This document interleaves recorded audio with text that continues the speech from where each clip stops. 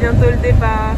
Ah, on est au niveau du dépôt minutes. Donc là, Jenny Chou, elle s'en va. Oh, je reviens dans 12 jours. Bonjour à tous et bonjour à toutes. Je me trouve actuellement sur la plage du côté de Thessalonique dans le nord-est de la Grèce. On n'était pas du tout censé filmer cette semaine parce que Jen était rentrée en France tout simplement pour le mariage d'une de ses amies et que moi pendant ce temps-là j'avais un ami qui me rejoignait pour passer une semaine de vacances avec moi en Grèce. Mais malheureusement, comme vous le savez, rien ne se passe comme prévu avec nous. Donc pendant toute cette semaine on a eu quand même pas mal de péripéties. On a eu des assez grosses pannes, des galères, des remorquages et des bons moments. Donc on s'est dit que ça pouvait valoir le coup de filmer tout ça. Alors on est bien arrivé devant le garage, devant lequel on va dormir. Les roues sont bloquées. Hein. Regardez-moi ça comme c'est bloqué. Aïe aïe aïe aïe aïe. Ça a lâché d'un coup. Hein. Franchement on pouvait pas trop anticiper. Regardez-moi ça, ce sabotage. Je vous en dis pas plus et bonne vidéo.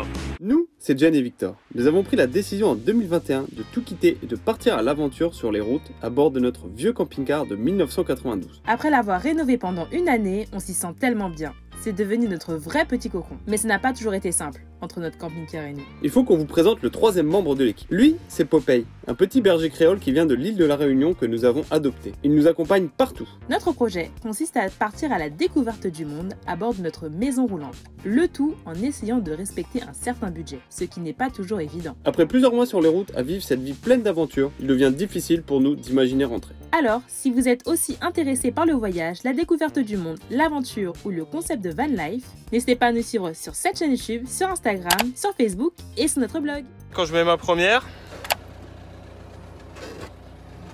hop, je la mets, j'avance. Ça commence à trembler déjà beaucoup. Et après, dès que ça grimpe un peu trop, en fait, j'y arrive plus. Tu vois? Hop. Vas-y, passe la troisième. Ouais. Ok, maintenant passe la première. Ouais. Ouais, vas-y, mets la première. Bon, comme vous pouvez le voir derrière moi, c'est pas franchement la folie parce qu'on est bloqué sur notre petit spot et on a notre embrayage ou boîte de vitesse ou câble entre l'embrayage et la boîte de vitesse qui vient probablement de lâcher. Donc ça fait qu'on peut plus passer de vitesse correctement. Et là, on a une sacrée côte à faire pour sortir de ce spot. Donc on est en pleine attente qu'un dépanneur puisse venir nous chercher. Voilà, affaire à suivre. Bon, on va faire un petit point sur la situation actuelle. Donc on est arrivé sur ce spot aujourd'hui avec mon ami avec qui je passe la semaine pendant que Jen est rentrée en France depuis Thessalonique. On est bloqué sur ce spot, on a senti qu'en descendant en fait on avait quelque chose qui avait changé un peu au niveau de l'embrayage de la boîte de vitesse. Et quand on est arrivé en bas, qu'on a voulu redémarrer en première pour manœuvrer un peu, on s'est rendu compte que notre première elle n'arrivait plus à passer. Donc potentiellement quelque chose qui est cassé entre le câble d'embrayage, l'embrayage et la boîte de vitesse. On sait pas trop ce qu'il en est, on a quelques petites pistes mais de toute façon on n'aura pas forcément le matos pour faire ça sur place. Donc on a appelé l'assistance, c'est la première fois depuis plus d'un an qu'on les rappelle. Et ils vont venir nous remorquer.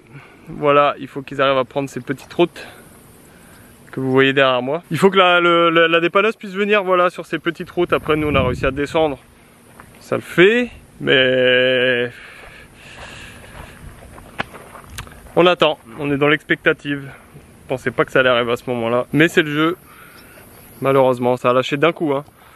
Franchement, on pouvait pas trop anticiper.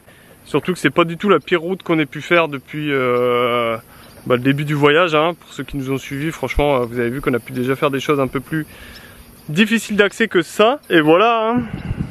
Donc je me console un peu en voyant la mer, même si là c'est pas très propre. Vous voyez qu'il y a quelques déchets. Et ça en fait c'est les espèces de cerceaux que vous voyez dans l'eau là pour faire de l'élevage piscicole parce que là-bas en fait il y a des poissons.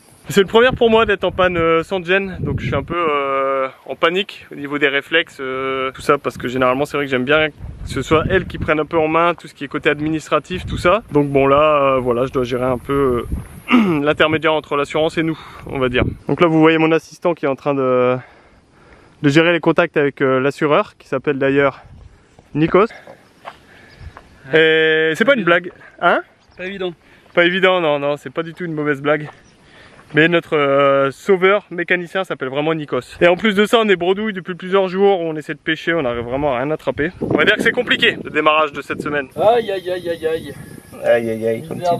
En fait, ce câble là, c'est celui qui reçoit la commande depuis le levier de vitesse qui est au tableau de bord. Et donc en actionnant ça, ça fait bouger ce petit plateau que vous voyez là. Et pour enclencher les différentes vitesses. Et le problème c'est que nous, c'est casser la pièce qui est là. Et donc ça fait que c'est plus du tout accroché ensemble. Et donc que les vitesses ne peuvent plus se passer. Bon, on a des nouvelles plus ou moins bonnes. En fait, on a eu le dépanneur grec qui va venir nous remorquer, donc Nikos. Nikos vient de Thessalonique, donc on a 1h30, 2 heures devant nous avant qu'il nous rejoigne sur le spot. Donc ça c'est assez cool. Vu qu'on a un délai maintenant, on va pouvoir bien profiter, aller se baigner, tout ça sans avoir peur de pas avoir notre téléphone à côté de nous. Et puis voilà. Et après on attend Nikos. Il normalement va nous déposer dans un garage à côté d'ici, un garage dans lequel il pourrait commencer assez rapidement les réparations. De ce que j'ai compris, donc les choses avancent. Alors on est en train de faire le remorquage. Là la lumière est horrible parce que je suis complètement à contre-jour et c'est assez compliqué parce que c'est un petit 4x4 qui est venu nous chercher et en fait ça grimpe vraiment beaucoup par le deuxième chemin qu'on prend, donc on s'est déjà retrouvé bloqué une première fois et là je lui laisse un peu d'avance et je vais prendre un peu d'élan pour essayer de monter cette côte, mais en tout cas la panne semble avoir été clairement identifiée, ça aucun doute. Hein, copilote? Confirmé. Ah merde. Avec ton gros doigt devant là. Ah bah c'est vrai qu'il est ignoble. Sébastien Loeb dans ses œuvres. Regardez-moi ça. On voit rien. Cette montée pas évidente. Là on rattrape le 4x4 assez facilement parce qu'en fait il doit monter en marche arrière vu qu'il nous a remonté avec le treuil, le pauvre. Donc là, concentré. Et puis ça monte. Fais une pause peut-être.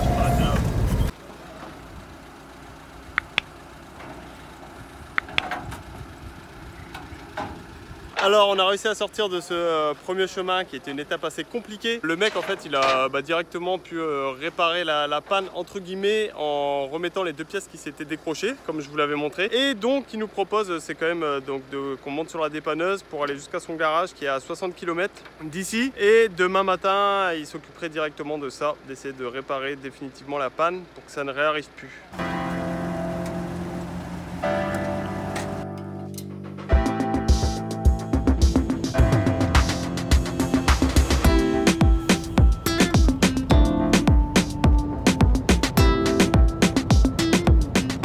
Bien arrivé devant le garage, le garage devant lequel on va dormir cette nuit.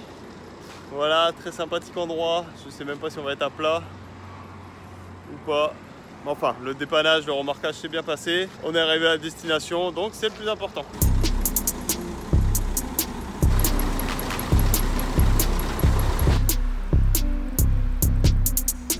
Voilà, on a mis notre petite terrasse juste ici. Est-ce que ce serait pas un des plus beaux spots qu'on ait fait depuis notre début 2024?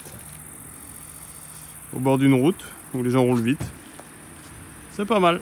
Bon, je prends la caméra de nouveau pour vous faire un petit retour sur la situation. Ce sera peut-être plus simple au niveau du son. On est sur le parking du garage sur lequel on est arrivé hier soir. La nuit a été assez compliquée parce qu'il y avait pas mal de chiens qui hurlaient et de voitures qui passaient, comme on pouvait s'en douter. Et là, il fait déjà très chaud. Il est à peine 9 h. Mais le garage est déjà ouvert. Ils sont déjà en train de regarder ce qu'ils peuvent faire pour réparer la pièce. Donc pour le moment, on est un peu en attente. Et pas forcément les heures les plus sympas parce qu'on ne sait pas comment ils vont faire. Et en plus, ils parlent pas super bien anglais. Donc la barrière de la langue elle est quand même là, mais on a confiance, on va patienter un petit peu. Je vais essayer de vous montrer un peu plus en détail qu'est réellement la panne. Alors la panne c'est à cet endroit là, en fait il y a cette tige qui était plus reliée correctement à notre boîte de vitesse, parce qu'il y a une petite pièce ici qui a lâché. Les dépanneurs quand ils sont venus, du coup on leur avait bien expliqué que c'était ça la panne, vu qu'on l'avait identifié, donc ils ont pu remettre ça en place et on a pu redémarrer et rerouler normalement. Le seul truc c'est que c'est susceptible de relâcher, donc il faut trouver un moyen de le pérenniser, le solidifier, voilà. C'est l'objectif de la journée sur ce beau parking, regardez. Bon, petite mise à jour, alors malheureusement ils n'arrivent pas à se faire fournir la pièce qu'il faut changer, donc ils vont essayer de la réparer comme ça. Ils vont pas pouvoir faire ça avant 15 h, sachant que là il est à peine 10 h. Nous on peut pas rester sur le parking aussi longtemps parce qu'il fait trop chaud. 11h, il est déjà 11h. Donc on va partir passer la journée à la plage et puis on reviendra dans l'après-midi quand ils auront le temps de s'en occuper, de réparer ça et puis après on pourra vraiment repartir. Alors voilà, on vient de passer plusieurs petites heures au bord de l'eau et il va bientôt être 15h pour nous, donc l'heure de rentrer au garage pour notre rendez-vous pour qu'ils nous refixent la pièce. Ça fait du bien d'avoir pu faire cette petite pause parce qu'il fait vraiment super chaud. Ça aurait été un peu dommage et frustrant pour nous de passer la journée sur un parking avec ce temps, sachant qu'à 3 km de là on avait accès à cette belle plage. Bon alors on s'est présenté au garage à 15h et c'est bien parce que 2 minutes après ils étaient déjà en train de bricoler dessus. Donc ils refabriquent plus ou moins une pièce avec des pièces métalliques en fait pour essayer d'en faire que une et consolider le truc. Voilà, après nous on a déjà pu le tester là avec notre aller-retour qu'on a fait à la plage et ça nous a pas du tout empêché de rouler en fait. C'est vraiment juste cette tige qui est sortie de son axe et qui faisait qu'on pouvait plus maîtriser la boîte de vitesse depuis le levier de vitesse. Voilà, donc je sais pas si c'est une maladie courante qui arrive sur les C25 ou autre. Dites-le nous, dites-nous ce que vous en pensez. C'est toujours sympa d'avoir des retours d'expérience sur ça. Donc finalement pas une si grosse panne que ça, que je pense qu'on aurait pu la solder nous-mêmes, mais peut-être probablement parce que mon ami était là et que je voulais pas non plus aussi qu'on traîne trop longtemps, on a fait la solution de facilité du garage. Bon, on a pu repartir du garage avec les réparations qui ont été faites, je vais vous les montrer après. Donc c'est des réparations provisoires hein, finalement que le garagiste nous a fait vu qu'il a pas réussi à trouver la pièce. On va essayer de la commander nous et de retourner chez lui parce qu'il est quand même assez compétent et assez sympa pour qu'il puisse nous la changer. Donc la pièce qui est défaillante, c'est le câble du levier de vitesse, voilà tout simplement. Une panne pas si courante que ça. Et là, une nouveauté pour nous encore. Décidément, vous me direz, on est ensablé. Voilà, c'est complètement fait piéger en se garant sur le spot sur lequel on est. Les roues sont bloquées. Hein. Regardez-moi ça comme c'est bloqué. Tu penses que c'est bon ?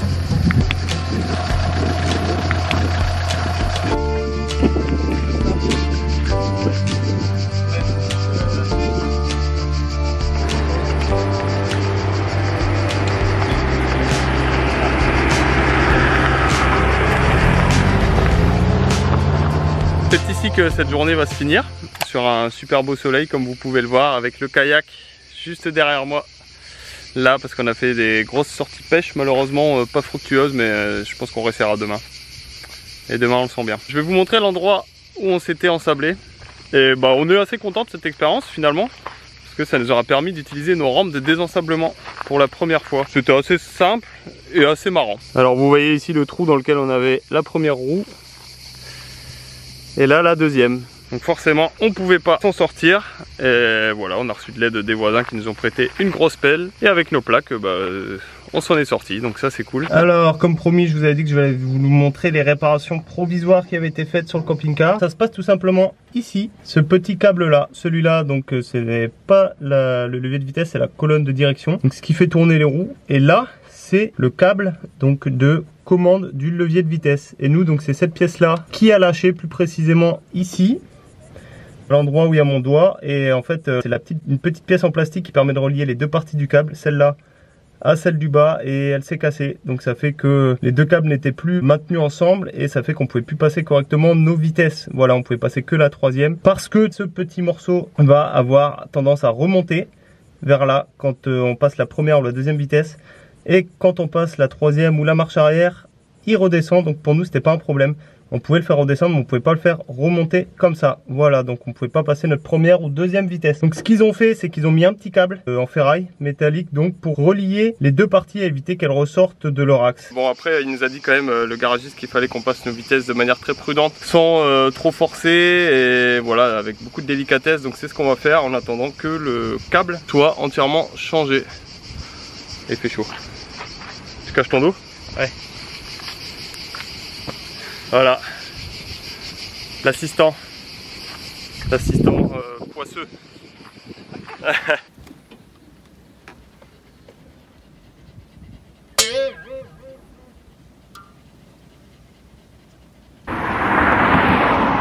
Alors on est arrêté sur le bord de la route et on a deux problèmes qui se présentent à nous au niveau du camping-car, donc on les accumule un peu en ce moment, c'est un peu compliqué. On a tout simplement notre pot d'échappement qui s'est coupé en deux, littéralement. Bah, on l'a bien entendu parce que du coup maintenant on fait un peu un bruit de moteur de V8, de gros monstres, de gros camions ou de voitures de course. Du coup c'est assez marrant. Bon, il nous reste 3 km à faire pour atteindre notre spot, donc après on essaiera de le refixer comme on peut. Et on a aussi un problème parce qu'on a des arrivées d'air, en fait on a l'impression au niveau de notre gasoil, et donc ça fait qu'on cale, en fait ça nous arrive de caler là juste en roulant, donc trop bizarre aussi. Voilà, je sais pas du tout à quoi ça peut être dû.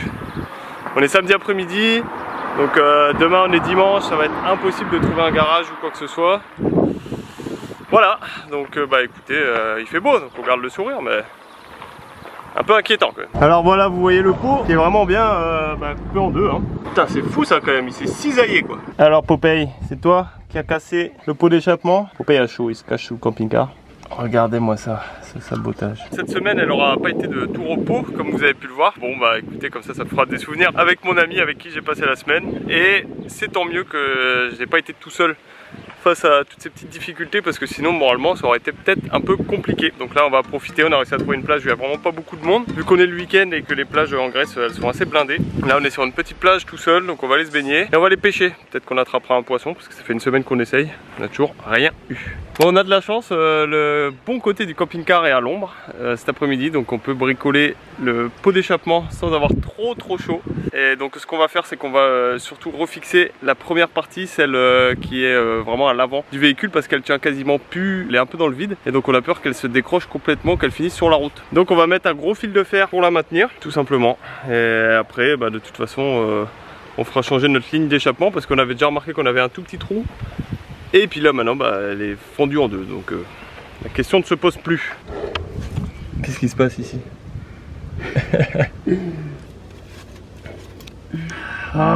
Pour le moment on l'a réparé avec un fil de fer pour éviter qu'il tombe, parce qu'il était plus trop maintenu et donc il tombe sur la route. Donc on roule avec, mais du coup ça fait un bruit énorme. Ça fait un peu un bruit de tracteur ou de raptor ou de voiture de course ou de voiture tuning. Donc bon, c'est pas franchement super agréable pour les gens à côté de qui on passe, mais ça n'empêche pas le moteur de fonctionner. Après forcément les gaz s'échappent beaucoup moins bien, parce qu'au lieu de sortir sur le côté du véhicule, là ils restent en dessous. Donc quand on roule ça va, parce que bon ils partent quand même vu que le véhicule avance, mais quand on est à l'arrêt par exemple au niveau d'un feu rouge ou dans des bouchons, on le sent directement. Donc ça c'est vraiment pas agréable du tout. Alors voilà la réparation. Donc vous voyez les deux parties, avec la partie qui est la plus à l'avant qui est maintenue grâce à un fil de fer. Et notre chance, c'est qu'on a deux silencieux. Donc on a quand même un premier silencieux qui permet d'atténuer le bruit. Donc on en a un là et un là. Et donc la coupure a eu lieu après le premier silencieux. Donc ça permet d'atténuer un minimum le bruit. Mais il faut qu'on règle ce petit souci. Me voilà seul. Ça y est, je viens de redéposer mon ami avec qui j'ai passé une super semaine en l'absence de Jen. C'était vraiment super sympa, on a passé des super bons moments, même si bah, finalement on a eu quelques galères. Et des galères alors que ça faisait un moment quand même que tout allait bien au niveau du camping-car. Donc bon voilà, j'espère qu'il pense pas m'avoir porté la poisse. C'est pas du tout le cas, parce que de toute façon, grâce à ces petites galères, on apprend encore plein de choses au niveau du camping-car. Donc ça c'est assez cool et intéressant. Et on a un autre souci aussi qui est apparu, c'est que le moteur maintenant cale. Il cale tout seul en fait quand on conduit, comme si en fait il y avait de l'air qui entrait au niveau de la pompe à injection, je pense, parce que c'est à peu près la même panne que ce qu'on avait eu en Irlande quand notre poire d'amorçage avait cassé. Donc la poire d'amorçage c'est ça, et en Irlande en fait elle s'était fendue, et donc on avait de l'air qui rentrait dans le circuit de gasoil et ça faisait caler le moteur. Donc j'ai déplacé la poire et le pré-filtre à gasoil. Je les ai mis un peu plus loin parce qu'avant ils étaient juste là, ils avaient tendance à se plier en fait et à se pincer un petit peu. Et donc si cette durite était pincée, bah, ça peut expliquer pourquoi en fait on calait, parce qu'on n'avait plus de carburant qui arrivait au niveau de la pompe à injection et donc pour le moteur. Voilà, donc j'ai fait ça, après on va voir, on va rerouler en espérant que ça recale plus. Après si ça recale, bah écoutez, on va continuer nos recherches, hein. Après ça nous fait caler, on sent quand même la perte de couple et la fin d'arrivée de gasoil, et donc ça nous laisse le temps quand même de se mettre sur le bord de la route généralement. Donc pas mal de petites galères comme je vous l'ai dit, mais mais bon après écoutez, ça fait partie du jeu hein. Ça fait partie du jeu, donc pas d'inquiétude. De toute façon s'inquiéter ça servira à rien, ça fera pas avancer les choses plus rapidement. Et j'étais quand même assez rassuré et content en fait que ça arrive quand j'étais avec mon ami, parce que tout seul c'est vrai que ça aurait peut-être été plus compliqué à gérer. Quand on est un peu dans une galère comme ça, c'est sûr que le soutien un peu psychologique de quelqu'un, ça fait du bien. Après à côté de ça, nos premières semaines en Grèce c'est quand même un sacré régal hein. Franchement le pays il est assez beau, les spots sont quand même incroyables et le temps qu'il fait c'est super cool. Il y a pas mal de gens qui s'inquiétaient pour nous par rapport à la canicule. Alors ne vous inquiétez pas, on arrive très bien à la surmonter malgré qu'on ait des 35 degrés chaque jour, avec un super beau temps comme ça en fait, vu qu'on reste que sur des plages. Et bah écoutez, ça nous permet de se rafraîchir assez facilement, donc on privilégie vraiment les spots baignade. Donc là vous voyez qu'il y a une mer juste derrière moi et c'est un peu triste parce que toute la journée, bon là il n'y en a pas forcément, mais toute la journée donc je vois des canadaires qui viennent prendre de l'eau parce qu'il y a déjà pas mal d'incendies en Grèce, voilà, comme l'année dernière où ça avait énormément brûlé. Donc ça fait un petit peu mal au cœur de voir ça, mais donc hormis ça, vraiment la Grèce pour nous c'est validé et je pense qu'on va y rester un long moment. Ça y est, on va quitter le spot. J'ai un grand sourire parce que je vais récupérer Jen à l'aéroport. Donc je vais quitter le spot sur lequel je suis tout seul depuis 3 jours maintenant. Et je vais prendre la route de l'aéroport de Thessalonique qui est à peu près à 20 km d'ici pour les récupérer Jen. Donc ça va être son retour dans cette vidéo. Et ensuite, eh ben, écoutez, on a prévu de revenir ici pour la soirée et peut-être y rester encore toute la journée de demain, voilà, parce que c'est vraiment un spot qu'on apprécie beaucoup. Il y a des douches juste à côté, à peut-être une centaine de mètres de là où on se gare tout le temps. Ça permet de pouvoir se laver tous les jours sans se soucier de l'eau. Et ça, c'est super agréable parce qu'il fait super beau. Puis voilà, en plus, on a la plage, franchement, elle est super propre. L'eau, elle est un peu bleu turquoise, donc c'est super cool de s'y baigner. Donc que des raisons d'y retourner. Popeye, il est en place. Ah mon chou. On a oublié de vider tes gamelles, Popeye.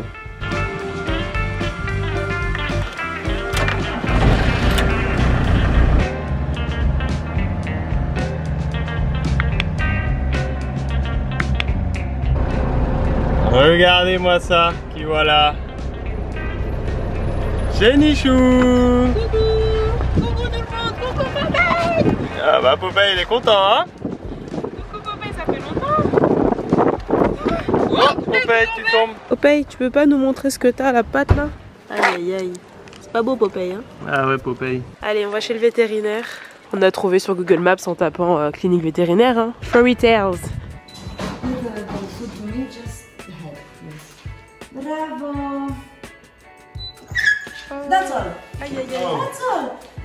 Elle a coupé. Ah ouais. Ah, ils sont trop gentils. Bah, la vétérinaire a coupé l'ongle de Popeye tout simplement et on n'a rien dû à payer quoi. Rien du tout. Trop bien. C'est cool. Popeye est sauvé. Ouais. Ce qui nous était arrivé la même chose quand on était, quand on vivait à Paris. Du coup, on était allé chez le vétérinaire. Et là, ça nous avait coûté 80 €. Voilà, pour exactement la même chose. Après, il avait eu un petit bandage quand il était à Paris. Donc, alors, on a fait tenir notre ligne d'échappement de manière sommaire avec un fil de fer. Sachez qu'on n'a pas pu faire la réparation, la fameuse très connue de la canette, hein, c'est-à-dire mettre une canette entre les deux bouts de la ligne d'échappement pour maintenir le tout en place. Parce que là, au niveau de la scission qu'il y a dans notre camping-car, en fait, c'est pas possible. On n'a pas assez d'accroche. En tout cas, on va conclure cette vidéo là, pour en démarrer une autre et cette fois un peu plus consacrée sur un peu de visite en Grèce parce qu'on est aussi venu ici pour visiter et découvrir le pays. Donc on espère que cette vidéo vous aura plu. Si c'est le cas, n'hésitez pas à y mettre un petit pouce, à nous laisser un petit commentaire, ça nous fera super plaisir. Et vous pouvez vous abonner à tous nos autres réseaux, à savoir notre compte Instagram, notre page Facebook, aller faire un petit tour sur notre blog. On a fini notamment tous les articles sur notre road trip au Portugal pour ceux que ça intéresse. Je sais que vous êtes nombreux à vous intéresser à ce pays, donc si vous voulez plus d'informations, n'hésitez pas à aller voir ça. On se retrouve donc la semaine prochaine pour une nouvelle vidéo. Salut!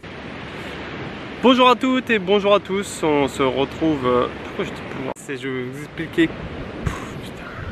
Je tiens à m'excuser par avance pour mes mauvais talents de blablabla, blablabla. Bonjour à tous et bonjour à toutes, je vous souhaite la bienvenue.